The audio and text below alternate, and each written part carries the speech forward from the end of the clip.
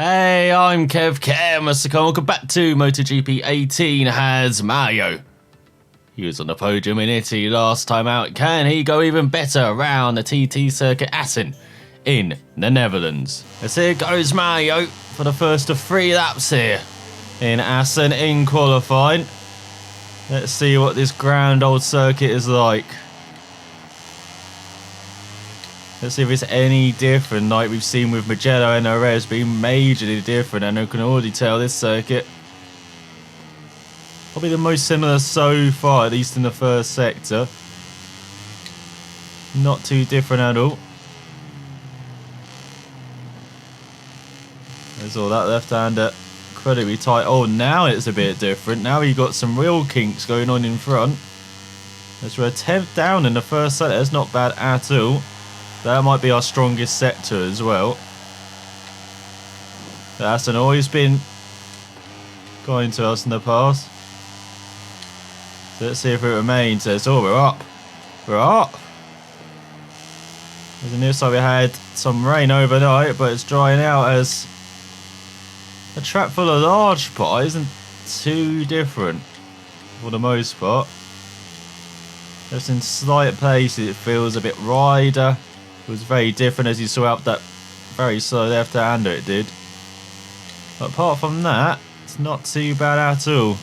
There's all way too much brake there. This is not good heading towards the final sector, the far sector. This is where you put your balls on the line and see if you come out the other side as we're 3 tenths up. Going through the left-hander. Just the chicane to go, the infamous final chicane here at Assen. It's on the power very early. Look at that shift in weight. As you're doing a 48.5. Oh, that's just our personal best. Nowhere near our rival. Right, that's our warm-up lap done. Now let's have 2 serious laps. I say not much to learn about Assen compared to previous games. Definitely the most like we've seen so far.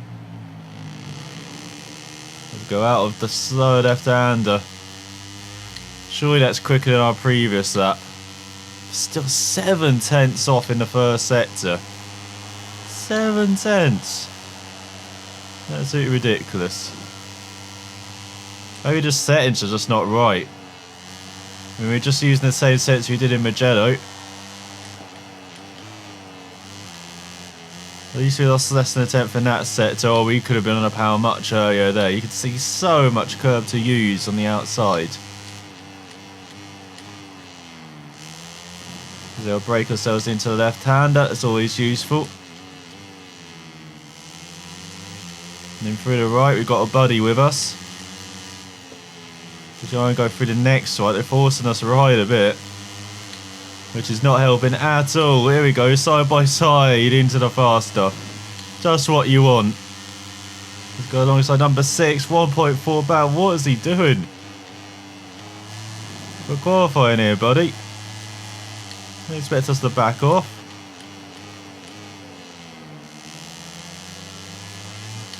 We get hard on the power, the final chicane. Going to cross the line with a 46.9. We've got to find a 2.5 somehow.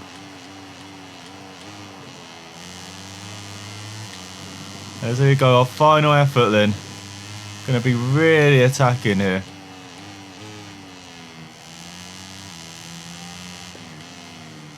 Oh, too early on the power, way wide. And look at this, got riders swarming all over us.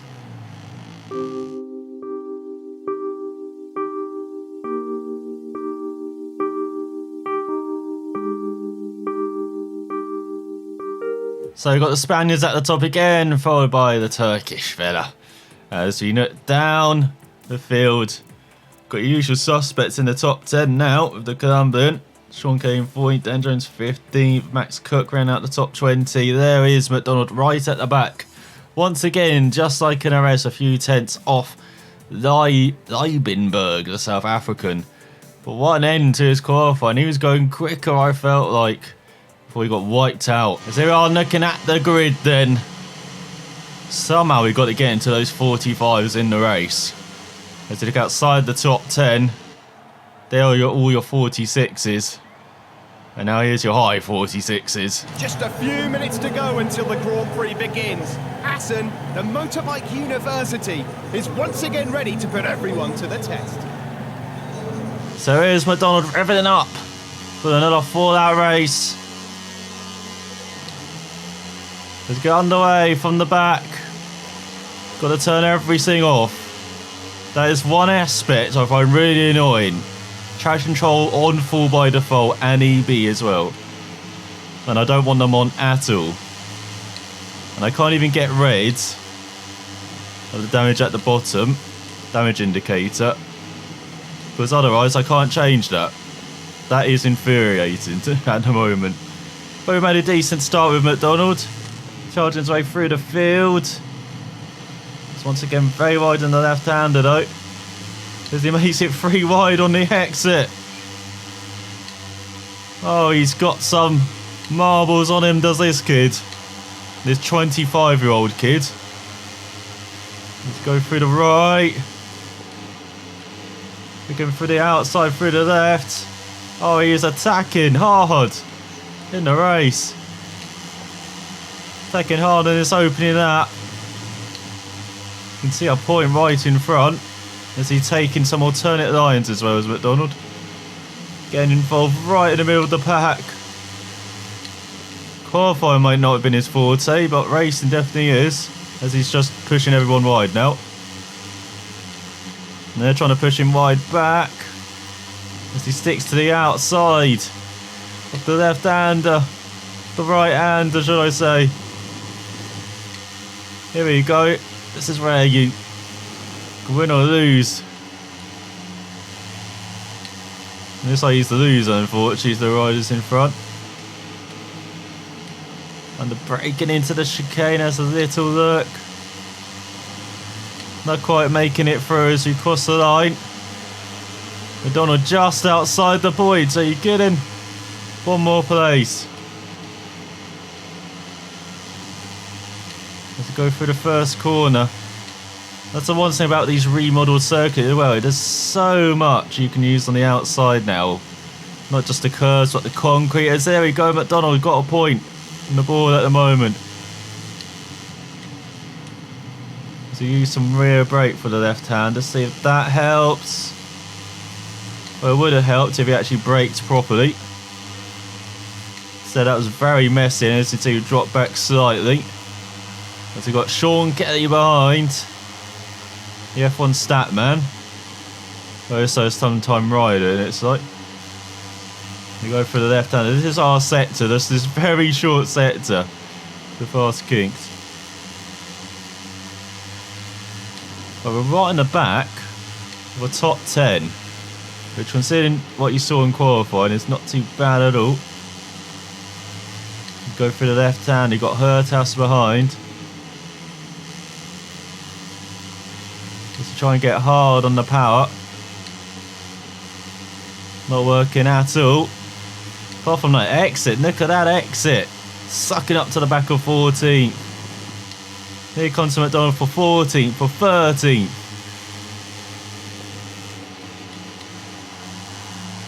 Nah, too wide. Didn't have the confidence. Into the final chicane, not quite. Well, at least he's made up another position. Marching towards the front. 46.1 though. We're not in the 45s. Pace is not there. As we go into the second half of the race. At least we're battling for points. That's the good thing. He tries to dive down the inside using all that curve to help turn the bike as well. Now here we go into the left hander. Braked way too early again. Absolutely terrible corner. Once again from McDonald. That's the one thing he's got to really improve on the final lap. He's in 13th behind Jones. Sean Kelly battling for a point behind. Is he going to the left hand and looking to the outside move, make it the inside for the right hander. Oh, Jones tries to block. It was enough in the end. But look at that top 10 agonisingly in front. So we go down the inside. Jones for the left-hander. Right on the curb, McDonald. But he makes it work just about. As we go through the next right. Dabbing the brakes. And let's see if we can get this acceleration. This is 10th and 11th battling in front. Don't need to tell us on the right hand side, we can see it. We can see we're around a second off the top 10. We've got Jones right in our arse. I think we're slowing down way too much for that left-hander. Not for the final chicane though, that's a good exit. Using all the curb, being very aggressive. Still in the 46s though as we head on to the final lap. Can McDonald maybe snatch a top 10 here in Assen? From the back, remember. It's been a very handy race, no matter the result. And that's the main thing to have, race pace. Even if not qualifying well, at least you got the 1 lap pace. It's all very wide in the left hand. Get out of here, Jones. Just want to accelerate smoothly away, and then you're trying to cut us up. Like we got filleted in qualifying. We don't want that in the race. Look at that, with 1.2 back now. We're not gaining on the riders in front. Let's go see us battling hard. Let's all try and get in the power early. Gain some tenths back. Then see we're going wide everywhere. We're trying to use every inch of the track available.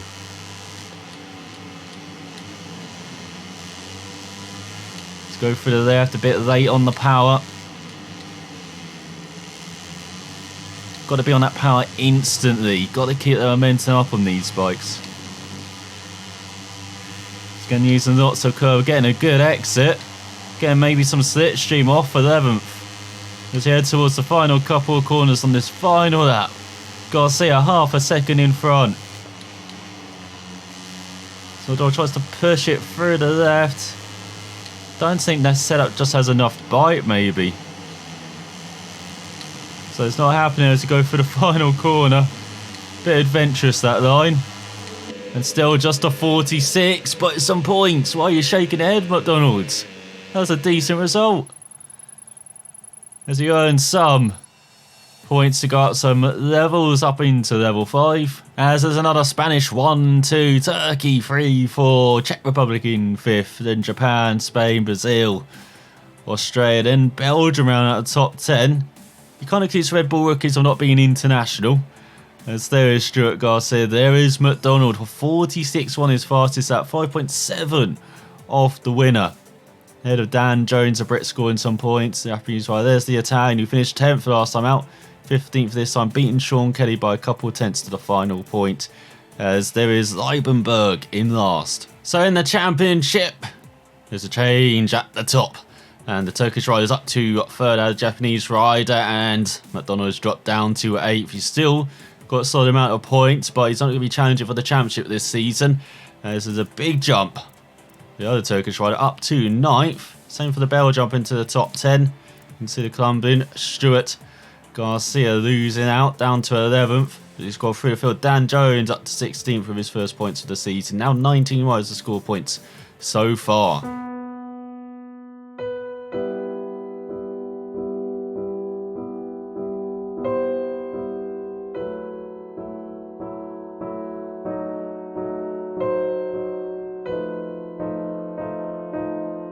As we look at the news, Marquez won ahead of Dovi and Vinales in MotoGP. In Moto2, Bagnaia ahead of Alex Marquez and Baldassari.